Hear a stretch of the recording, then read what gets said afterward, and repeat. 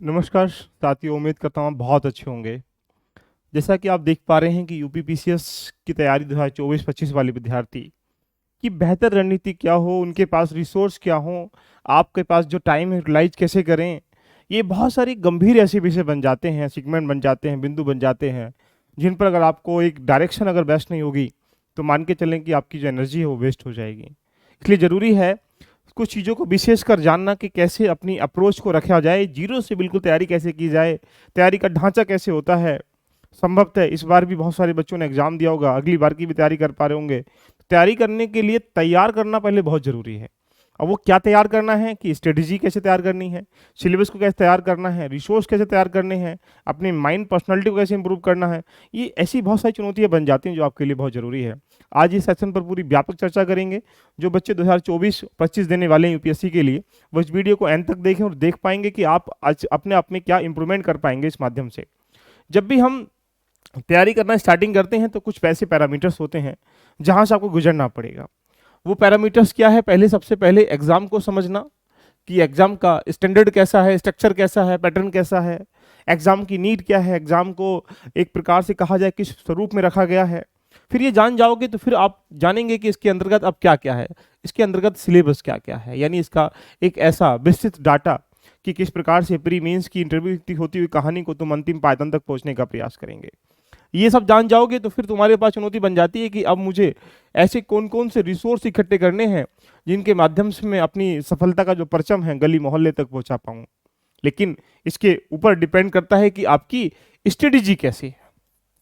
आपके पास रिसोर्स भी अच्छे हैं, आपके पास बेसिकली सिलेबस भी पकड़ है, लेकिन आपकी स्ट्रेटेजी बेस्ट नहीं है, आपके पढ़ने के तरीके बेस्ट नहीं है कि हमें कब कब कहाँ कैसे ध्यान देना है।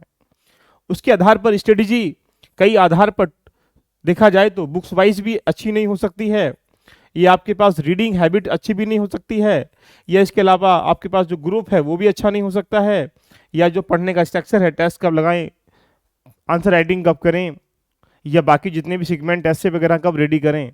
ये सारे भयानक तरीके से प्रश्न बन जाते हैं कि अब हमें डेली बेसिस पर कैसे अपने आप को फॉलो करना है, ये चुनौती बन जाती है। इन सब के पीछे चर्चा करने से पहले मैं आपको बता दूं, यूपीएससी भी एक यूपीपीसीएस भी यूपीएससी की तरह एक बहुत अच्छा एग्जाम है। इसकी कंपैरिजन अगर यूपीएससी से की जाए तो यूपीएससी को कहीं ना कहीं छोटे मोटे उसके पद चिन्हों पर चलने का प्रयास करता है। सिलेबस भी मूलतः उसने एक जैसा ही बना रखा है, लेकिन वहां प्रश्न पूछने की प्रवृत्ति और वहां प्रश्न पूछने की प्रवृत्ति में अभी धरती आसमान का थोड़ा अंतर देखने को मिलता है। आइएगा बड़ी सहजता के साथ प्रश्न को समझते हैं कि जानते हैं जब यहाँ आपको जाना हो और ये जो पायदान है यहाँ पर देखना हो तो बड़ी तपस्या आपको करनी पड़ती है कि सर वाह मजा ही है, अंतिम पायदान मेहनत भी ऐसी करो जब आप अंतिम पायदान तक पहुंचने के लिए करो। यूपीपीसी 2024 की तैयारी करने वाले को जो पहले सबसे पहले उसके पैटर्न के बारे में जानकारी होनी चाहिए। पैटर्न क्या होता है? बेसिकली प्रीलिम्स में आपके सामने ये दो पेपर होते हैं, इसको हम पैटर्न कह सकते हैं। ये सामान्यतः हर किसी विद्यार्थी को तैयारी करने वाले विद्यार्थी को ज्ञात होते ही हैं कि 150 प्रश्न आएंगे, नेगेटिव मार्किंग भी होगी और यहाँ पे 200 नंबर के प्रश्न होंगे। सामान्यतः आपको 100 क्वेश्चन सही करने पर प्रीलिम्स क्वालिफाई हो जाएगा। ये मूलभूत तैयारी आपको जानते ही होंगे। अगर सीसेट की बात करेंगे तो यहाँ 100 क्वेश्चन आते हैं 200 नंबर के। कितने 200 नंबर के 100 क्वेश्चन आते हैं तो यहाँ पे भी आपको ये क्वालिफाई पेपर है, यहाँ सिर्फ आपको पास होना है। ये क्या है? स्ट्रक्चर है इसका पेपर का। तो ये मेंस जो है, प्रीलिम्स जो है, एक छटनी एग्जाम है। जिस प्रकार से हम लोग बेकार बेकार चीज़ों को बाहर निकाल देते हैं अपने शरीर से या अपने वस्तु से या किसी भी सामग्री से, ऐसे ही यूपीएससी यूपीपीसीएस संस्था भी जो बेचारे ऐसे व्यक्ति हैं जिनके अंदर थोड़ा सा मनोवैज्ञानिक भाव नहीं है, थोड़ा सा ज्ञान का प्रभाव नहीं है, उनको फिर बाहर निकालने का रास्ता यूपीपीसीएस भी करता है। मेंस में जब जाओगे तो मेंस में मुलाकात आपकी बेसिकली कई पेपरों से होने वाली है, जिसमें एक पेपर क्या है यहाँ पे एसए का होगा। अब एसए का पेपर कैसे कैसे होगा उसकी पूरी फिल्म को बनाने का प्रयास कर रहा हूँ। प्रीलिम्स में दो पेपर होते हैं। पहला पेपर यहाँ से जनरल स्टडीज 150 यहाँ पे क्वेश्चन आएंगे, 200 नंबर का होगा। 100 क्वेश्चन आएंगे, ये भी 200 नंबर का होगा। कुल मिला के आप कह सकते हैं कि ये जो पेपर है पहले वाला, इसी में से आपका जो एक सिलेक्शन है प्रीलिम्स का वो होगा, क्योंकि ये पहले वाले पेपर से ही एक मेरिट जो है जो एक प्रकार से बनती है कि इतने से ऊपर वाले जो बच्चे हैं वो क्वालिफाई किए जाते हैं। लेकिन जो सेकंड पेपर है, ये पेपर क्या है? समानता सिर्फ आपको क्वालिफाइंग पेपर करना है, यानी 33% नंबर, यहाँ 33% नंबर लाने अनिवार्य हैं। तो एक मानक तय कर दिया गया है। सबके बारे में समझेंगे। जब आपकी मुलाकात मेंस में होगी पीसीएस में, तो आपके पास एक हिंदी का पेपर होगा जहां पर 150 नंबर का होगा, एक आपके पास ऐसे का पेपर होगा जहां पर आपको 3 ऐसे लिखने पड़ेंगे। वन बाई वन करके बात करेंगे, मजा आ जाएगा, तो अच्छा लगेगा। अभी तो हम पेपरों के बारे में जानने का प्रयास करें, तो यानी यहाँ पर जीएस के 6 पेपर जो हाल ही में चेंजिंग किए गए हैं, ऑप्शनल को हटाकर अब 5 और 6 पेपर को इन्वॉल्व कर दिया गया है। ये कुल मिलाया जाए तो ये जीएस के पेपर 6 पेपर हुए, तो आपके 1200 नंबर के जीएस का पेपर हो गया, 150 नंबर का आपका यहाँ पे हिंदी का हो गया, 150 नंबर का आपका ऐसे का होगा। कुल मिला के देखा जाए तो 1500 नंबर का आपका मेंस होता है। तो ये रहा मेंस का थोड़ा सा एक दायरा। इसके उपरांत आप इंटरव्यू पर्सनैलिटी में जाएंगे तो यहाँ पे 100 नंबर का ये हो जाएगा।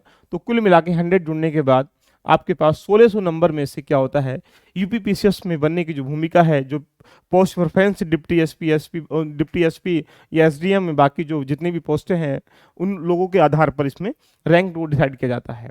आइएगा मूलभूत तरीके समझने का प्रयास करते हैं कि प्रीलिम्स की जो तैयारी है उसमें क्या क्या होता है।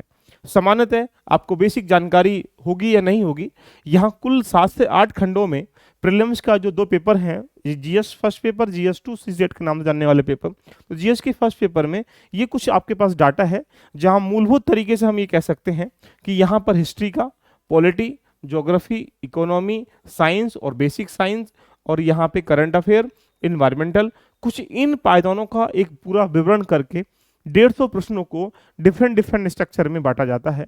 जो आपके सामने ये कंटेंट हो रहा है, इसको आप एक नोटबुक बनाइएगा और नोटबुक में लिखिएगा यूपीपीसीएस प्रीलिम्स 2024 स्ट्रेटेजी। उसमें सिलेबस को पहले लिखने का प्रयास करें और उसमें जो होने वाले डाउट हैं, समस्याएं हैं, उन सबको आप आराम आराम से लिखते हुए चले जाइएगा। अगर इसके सापेक्ष में देखा जाए कि लास्ट ईयर के ट्रेंड को देखा जाए, 2023 वाले पेपर को उठाया जाए 2000 पीसीएस के, तो अभी हाल ही में जो 150 प्रश्न देखने को मिले हैं, कहाँ से कितने क्वेश्चन देखने को मिले हैं, इसके बारे में जानकारी जरूर होनी चाहिए। लास्ट ईयर के क्वेश्चन को देखकर हमें ऐसा फील होता है कि प्रश्न बनाने की प्रक्रिया कैसी होती है, प्रश्न आते कहाँ से हैं, प्रश्न आने का स्ट्रक्चर क्या होता है, ये जो प्रश्न बना रहे हैं वहाँ पे दार्शनिक जो व्यक्ति बैठे हुए हैं, जो रिसर्चर बैठे हुए हैं, उनका माइंड किस तरफ अग्रसर हो रहा है, ये भी देखने के लिए हम लास्ट ईयर प्रश्न पढ़ते हैं। और इवन इसके साथ साथ अगर देखा जाए, यूपीपीसीएस जो है पेपर का स्टैंडर्ड जो है 3 आधार पर रखता है।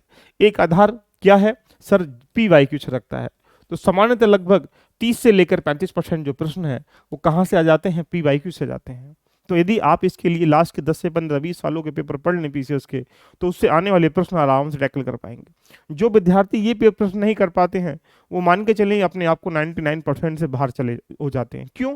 ये प्रश्न वो हैं जो सबके पास होते हैं, और जो सबके पास है तुम्हारे पास नहीं है, इसका मतलब आप उस दौड़ से बाहर हो चुके हो जो वहां पे होना चाहिए। इसलिए इस दौड़ के लिए लास्ट ईयर के पेपर को तो अच्छे से पढ़ना ही पड़ेगा।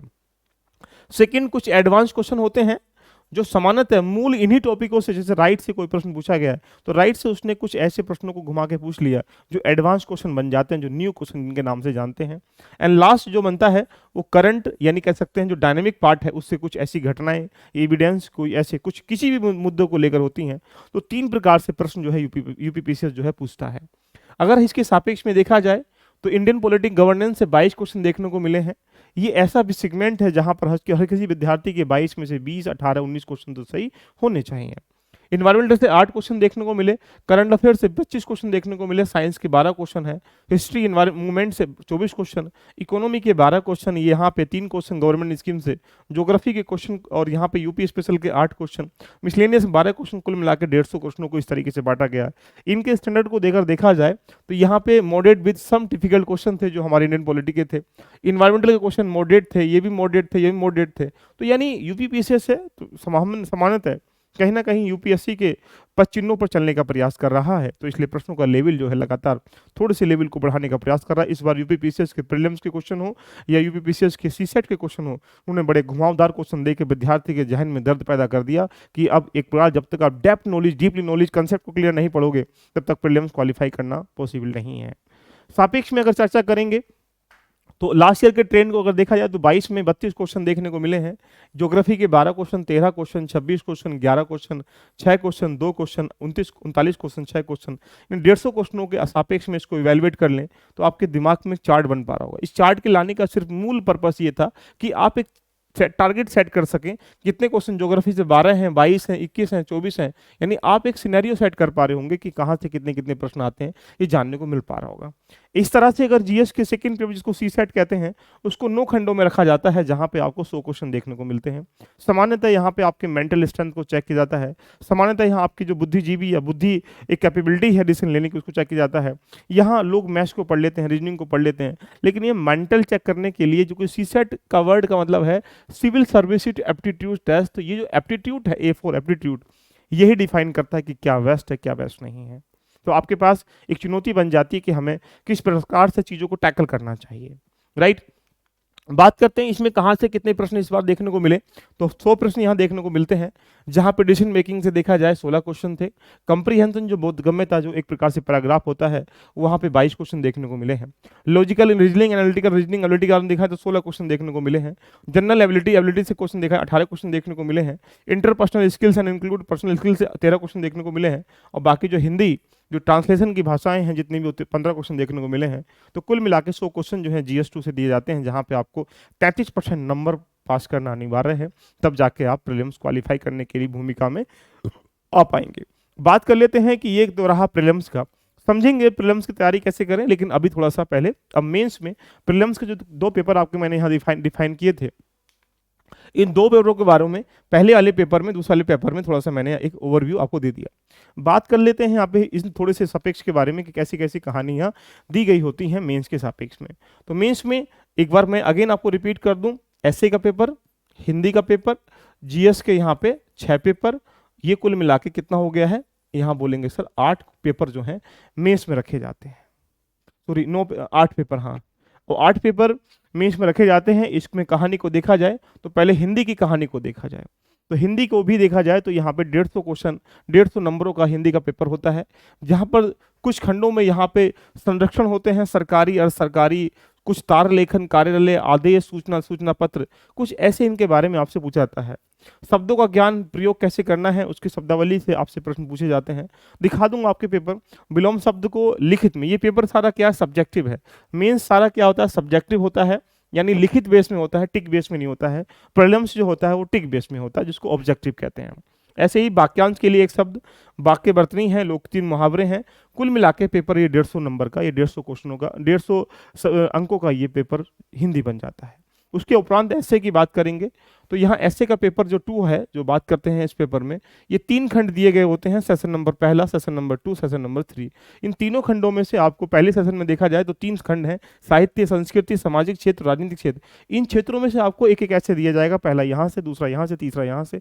इस तीनों में से किसी एक ऐसे को चूज करना है, यहाँ 3 खंडों में से एक यहाँ से, एक यहाँ से, कुल मिला के आपको देखा जाए तो 3 ऐसे यहाँ लिखने हैं।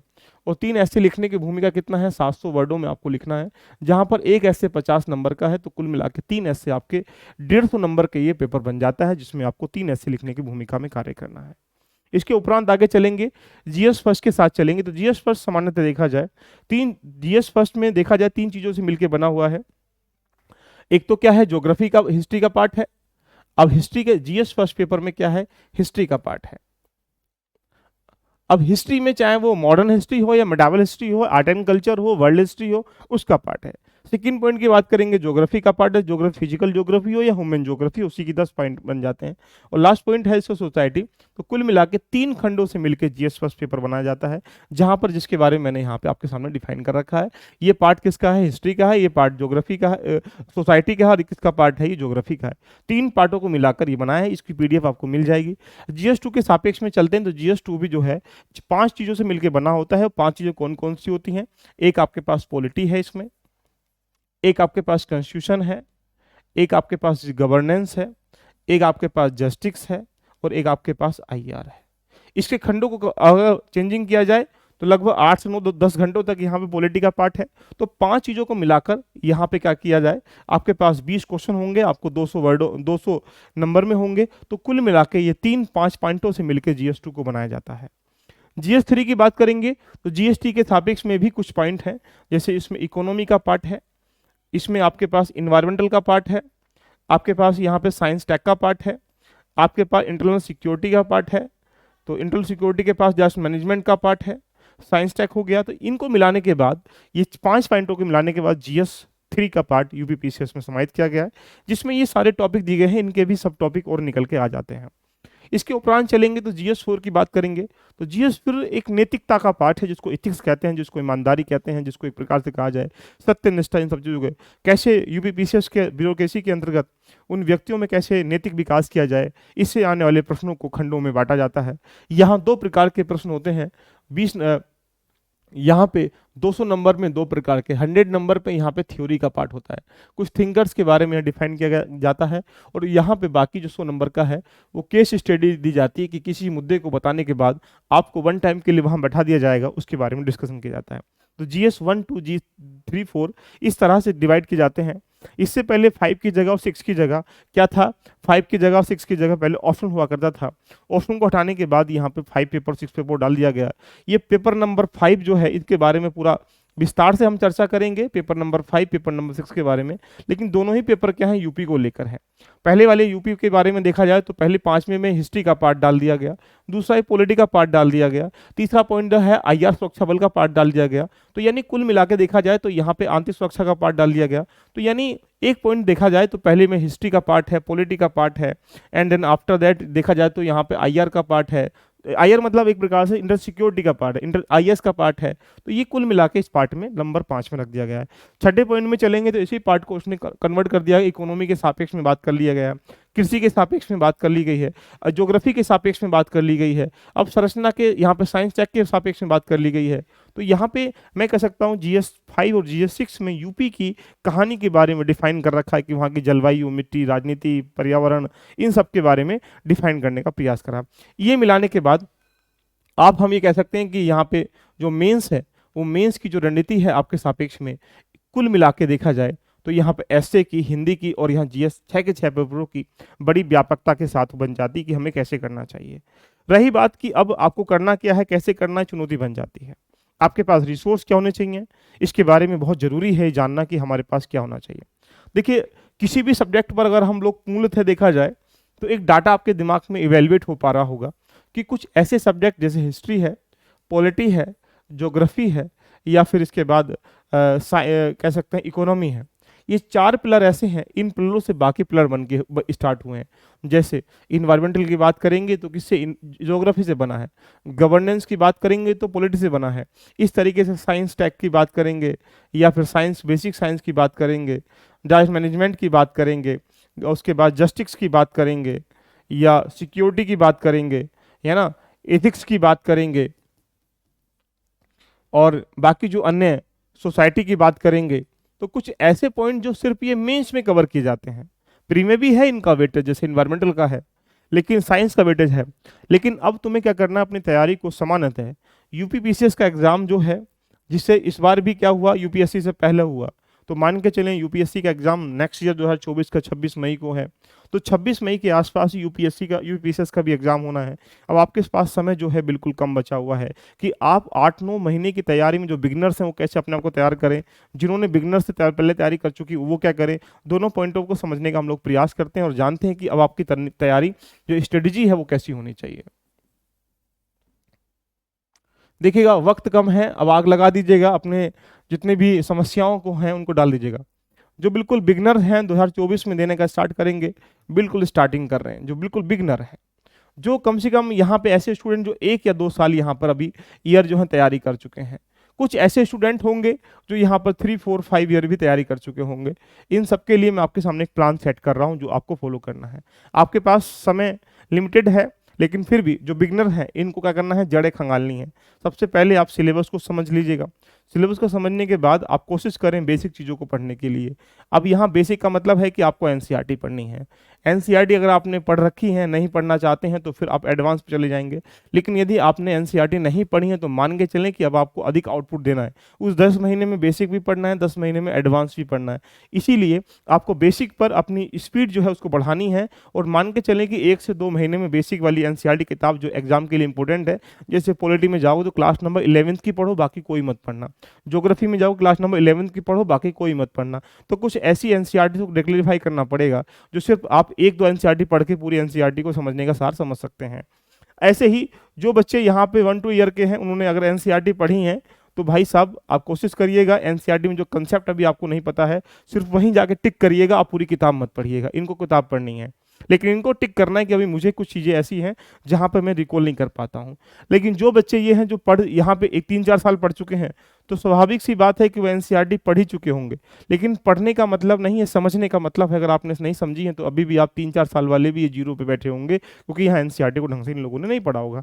इसलिए वो उनसे भी प्रार्थना ये की जाती है कि आप भी पहले एक डायरी बनाइएगा, वो डायरी बना के लिखने का प्रयास करें कि अभी जो असफलताएं आपको हाथ लगी हैं उसमें क्या क्या समस्याएं मेरे सामने रही, कंसेप्ट में क्लियर नहीं था, या डायनेमिक पार्ट मेरा क्लियर नहीं था, या नॉलेज मेरे दिमाग में रुक नहीं पाती है। कुछ ऐसी चीज़ों को डिफाइन करने का प्रयास करेंगे तो आपके सामने कुछ डाउटों की चार्ट बन जाएगा। उस चार्ट पे फिर काम करने का प्रयास करिएगा। रही दूसरी बात, इन सब के लिए मैं एक कॉमन एक चार्ट आपके सामने बनाता हूं, जहां पर ये सब चीज़ें आपके दिमाग में बन जानी चाहिए। आप कोशिश करें कि कम से कम जो आपके पास टाइम है यूटिलाइज कैसे हमें करना है, इसका एक डाटा आपके दिमाग में जाना चाहिए। यूपीपीसीएस देना है और बिल्कुल ये मान के चले कि 100% डेडिकेट है कि ये मुझे देना है और क्रैक करना है। उन विद्यार्थियों के लिए रणनीति काम करती है। जो विद्यार्थी किसी ना किसी माहौल नदी की धारा में बह जाते हैं, वो विद्यार्थी देखा जाए तो इतना ज़्यादा कुछ अच्छा नहीं कर पाते हैं।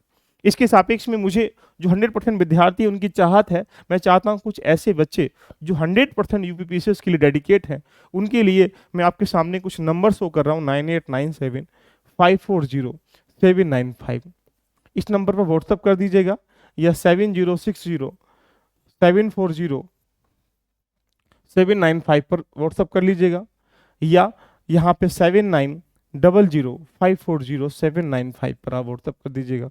इन किसी पर भी व्हाट्सअप करके अपना नाम डिटेल भेज दीजिए, जिससे कि आपको ग्रुप में ऐड करके फिर प्रॉपर वे में आपको यूपीपीसीएस के सापेक्ष में रनिंग की कहानी चलाई जाएगी। अब जो विद्यार्थी तैयारी करना चाहते हैं तो अपनी तैयारी को अब कोशिश ये करिएगा कि लगभग 80-20 में कन्वर्ट कर लें। सर ये क्या है? 80-20 का मतलब ये रहा कि 80% टाइमिंग जो है कहाँ तक बोलेंगे सर, 80% जो टाइमिंग है वो आप मेंस में दीजिएगा। ये क्या है? ये मेंस का वो डाटा है जो मेंस के सापेक्ष में चीज़ें दी गई होती हैं। सपोज कर लीजिएगा अगर हम लोग बात करेंगे, और 20% टाइमिंग दीजिएगा अब प्रीलिम्स पे। सर बोलेंगे सर ये क्या है, इसके बारे में डिफाइन करेंगे प्रीलिम्स में। अब मेंस में कैसे टाइम देना है, क्या करना है, इसके सापेक्ष में हम आपके सामने पूरी पिक्चर बनाने का प्रयास कर रहा हूँ। सबसे पहले वो पिलर रेडी करो जो पॉलिटी है, हिस्ट्री है, ज्योग्राफी है, इकोनॉमी, जिन पर सारी मीनार खड़ी होती हैं, जो यहाँ प्री में भी आएगा और मेंस में भी आएगा। इसका मतलब आपको यहाँ बहुमूल्य टाइम देना है। प्रीलिम्स के लिए अब तुम्हें क्या करना है, एक प्रकार से पीवाईक्यू पढ़ने हैं। कितने साल के? कम से कम 15 ईयर के, कम से कम 15 ईयर के, 20 ईयर के पढ़ लोगे तो और भी मजा आ जाएगा।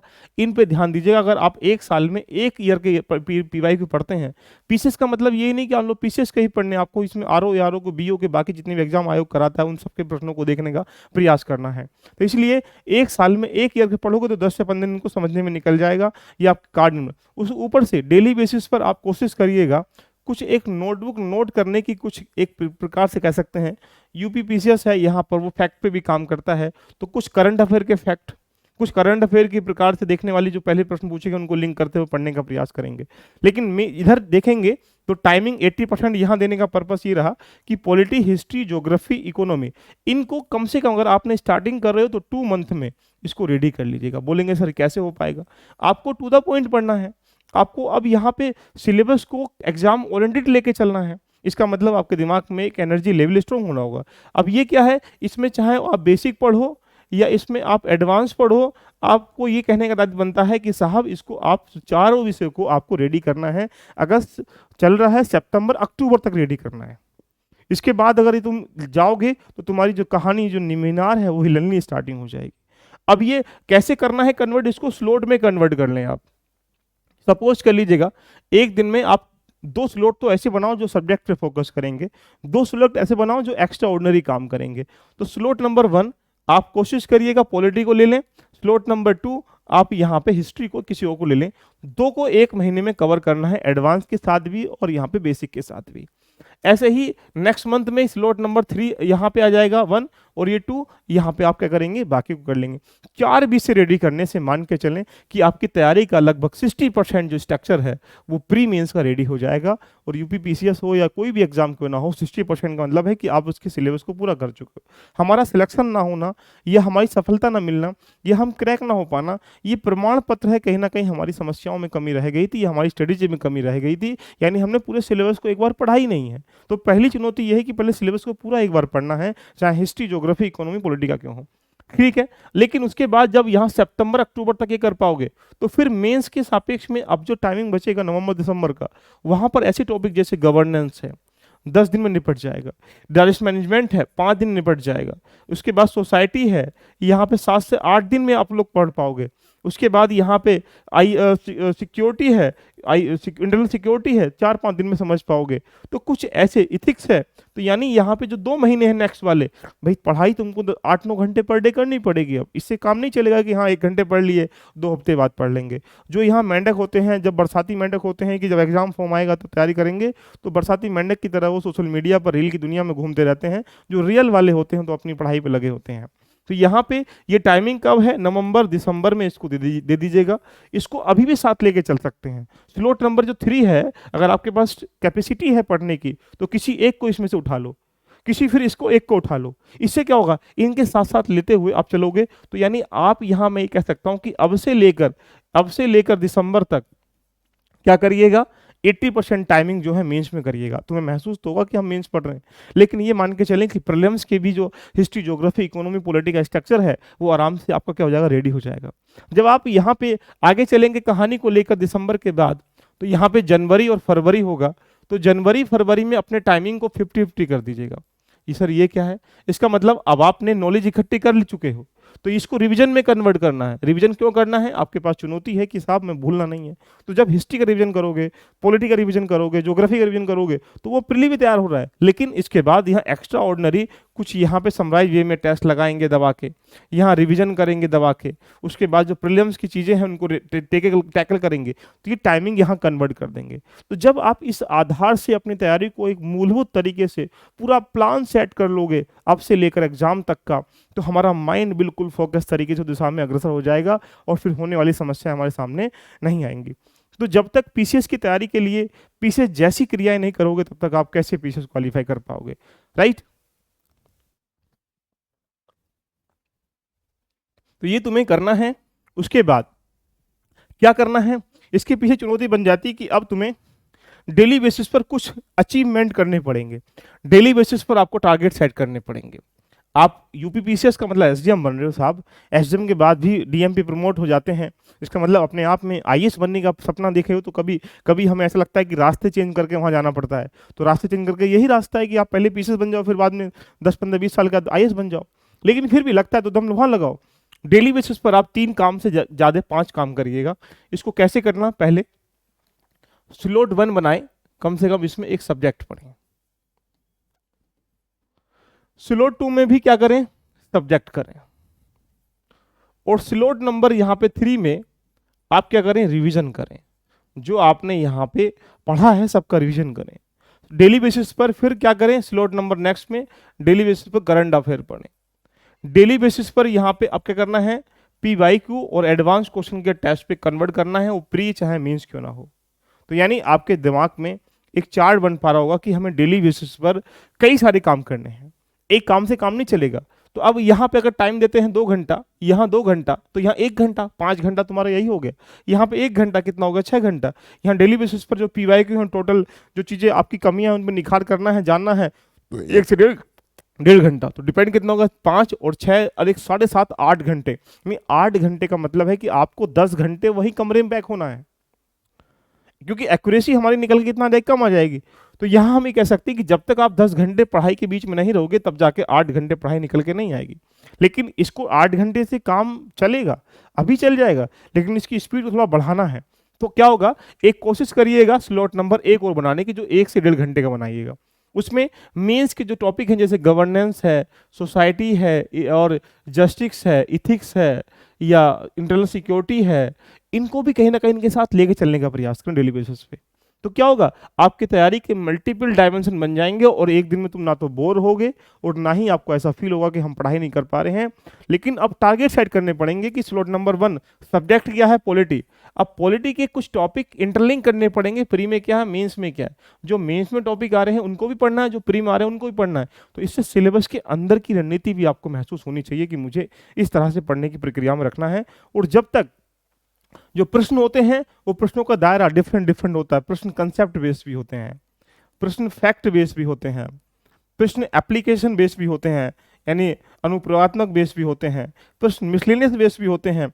यूपीपीसीएस का सापेक्ष में कंसेप्ट बेस्ड प्रश्नों की भूमिका लगातार अब बढ़ने लगी है। इधर वो जा रहा है, किससे, फैक्ट से जा रहा है। तो तुम्हें हर किस चीज़ के लिए तैयार रहना है, तब जाके आप प्रीलिम्स की जो तैयारी है, मेंस की तैयारी है, एक प्री कम मेंस की तैयारी एक फाउंडेशन के रूप में कर पाओगे।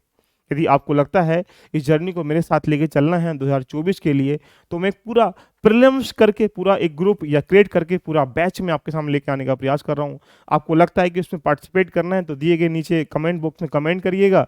उसके सापेक्ष में हम पूरी प्रीलिम्स की तैयारी जो टॉपिक है 200, 250, 300 घंटे की क्लास रखेंगे, जहाँ पर आप प्री की पूरी जर्नी को मेरे साथ आप कर पाएंगे। उसमें चाहे बेसिक तैयारी हो, चाहे उसमें एडवांस तैयारी हो, चाहे उसमें टेस्ट सीरीज की तैयारी हो, जिससे कि आप अपने सपना जो है बनने का, यूपीपीसीएस क्वालिफाई करने का क्लेरिफाई कर पाएंगे। तो ये रही आज की तैयारी, जहां पर हमने मूलभूत बातों से जाना और वन बाई वन करके समझने का प्रयास करा।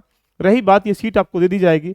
अगर हिस्ट्री की बात करेंगे तो पहला पॉइंट है एनसीईआरटी फॉलो करनी है, और ये किताबें हैं हिस्ट्री के लिए। लास्ट में जो पॉइंट है ये मैंने बोल दिया कि हाँ घटना चक्र फॉलो करनी है, स्क्रीनशॉट लेकर इसको लिख सकते हैं। बाकी बात करेंगे ज्योग्राफी की, तो एनसीईआरटी क्लास नंबर 11 की पढ़नी है, किताब जीसी लियोन पढ़नी है, और यहाँ लास्ट में जो 6 लिखा है इसमें घटना चक्र पढ़नी है। तो यानी ये सिनेरियो है जो आपको बुक्स रिसोर्स के रूप में मैं बता रहा हूँ। बात करें इकोनॉमी की, तो इकोनो एनसीईआरटी पढ़नी है। उसके बाद यहाँ क्लास नंबर बाकी जो इंडियन इकोनॉमी सर्वे पढ़ना है, और लालन लाल को फॉलो नहीं करना, रमेश कुमार को फॉलो नहीं करना है, क्योंकि बहुत मोटी किताबें हैं। इनके लिए एडवांस वर्जन पे मेरी क्लास कर लेंगे तो वहाँ से इकोनॉमिकल चीज़ें आपकी आ जाएंगी, और यहाँ पे आपको घटना चक्र पढ़ना है। तो कुल मिला के ये रिसोर्स मैं आपको दे दूंगा। एनसीईआरटी पॉलिटी क्लास की 11 की पढ़नी है, बेयर एक्ट पढ़ना है, लक्ष्मीकांत पढ़नी है, और घटना चक्र पढ़ना है। इस तरीके से क्या होगा, पॉलिटी की तैयारी प्री कम मेंस की आप एक साथ करते हुए चले जाएंगे। तो ये एक ढांचा है, इन्वायरमेंटल है, बाकी यहाँ साइंस टेक्नोलॉजी है। यानी प्रिपेयर योर सेल्फ, अपने आपको टाइम टेबल कंपाइल करिएगा, सिलेबस को समझिएगा, न्यूज़पेपर डेली पढ़िएगा, करंट अफेयर को लिंक करके पढ़ने का प्रयास करें। एनसीईआरटी सफिशिएंट है इसलिए उनको पढ़ने का प्रयास करें। और लास्ट ईयर के पेपर तो भाई लगाने हैं, और रिविजन तो डेली बेसिस पे करना ही करना है, और साथ में टेस्ट सीरीज भी आपको लगानी है। कुल मैं कह सकता हूँ कि अपनी रणनीति को बेस्ट करने के लिए बेस्ट माहौल तैयार करना है। और जब बेस्ट माहौल तैयार हो जाएगा तो हमारे पास एक डायरेक्शन मिल जाती है। और डायरेक्शन क्यों जरूरी है, हमारी क्षमताओं को और बढ़ाने के लिए। तो दोस्तों, जिनको लगता है कि मेरे साथ इस जर्नी को लेकर चलना है तो दिए गए कमेंट बॉक्स में कमेंट करें या नंबर पर मैसेज कर सकते हैं। और जिनको प्रॉपर वे में, सिर्फ मैं यूपीपीसीएस के बच्चे जो हैं 100 बच्चों को मैं टारगेट सेट कर रहा हूं, जहां पर प्रीलिम्स फाउंडेशन बैच में जोड़कर वहां पढ़ाने का काम, उन्हें समझाने का काम, सारी चीज़ें क्लासेस 2 से 250, 300, 350 घंटे का प्लान सेट कर रहा हूं, जहां पर आप सीसेट को भी, जहां पर आप जीएस को भी, जहां पर आप टेस्ट को भी कंपाइल करके मैं आपके सामने लेके आने का प्रयास कर रहा हूं, जहां पर बाकी टीम भी मेरे साथ काम करेगी। तो जिनको लगता है कि इस पार्टिसिपेट करना है, यहां तक आपको पहुंचना है, उनके लिए गए आपको कह सकते हैं दिए गए नंबर पर आप डायरेक्टली कॉल मैसेज कर सकते हैं 9897540795। जल्दी ही हम इसको लॉन्च करने वाले हैं, जहां पर 7060 और 740795 इस पर आप मैसेज या व्हाट्सअप कर सकते हैं। कैसी लगी चर्चा एक बार कमेंट करिएगा। मिलते हैं नए सेशन में पीसीएस की यात्रा के साथ, तब तक आप एंजॉय करें। All the best. इसके लिए अभी भी कुछ बैचेस चल रहे हैं, उनको भी आप ज्वाइन कर सकते हैं। एनसीईआरटी बहुत इंपॉर्टेंट है, अगर आपको इंडिविजुअल ज्वाइन करना है तो एनसीईआरटी का अभी 1200 में आपको मिल जाएगा। सीसेट ये जो यूपीपीसीएस के लिए, यूपीएससी दोनों के लिए सफिशिएंट होगा, इसमें भी ज्वाइन कर सकते हैं। जो ऐसे है ये यूपीपीसीएस के लिए भी है, आरओ के भी लिए, आरओ के लिए है, बाकी एग्जाम जैसे बीपीएससी यूपीएससी दोनों के लिए इसको जान सकते हैं। दूसरी बात, यहाँ पे पर्सनालिटी इंप्रूवमेंट 51 रुपये का आपको मिल रहा है, इसमें भी ज्वाइन करके यहाँ पे अपने आप को जो पर्सनालिटी है, सिलेबस है, जो कंटेंट है, इसको जानने का रिसोर्स है, इन सबके बारे में जान सकते हैं। साथ में मेंटरशिप बाकी चल रहा है यूपीपीसीएस के लिए, जिसको टेस्ट ज्वाइन करना है यूपीपीसीएस का, तो मात्र 700 रुपये में आपको ये टेस्ट मिल रहा है, जहाँ पर आप यूपीपीसीएस के टॉपिक वाइज, सब्जेक्ट वाइज और कंबाइंड टेस्टों से अवगत हो सकते हैं। तो कैसी लगी क्लास एक बार दिल से कमेंट करें। मिलते हैं नेक्स्ट सेशन में। All the best, love you all, bye bye, take care.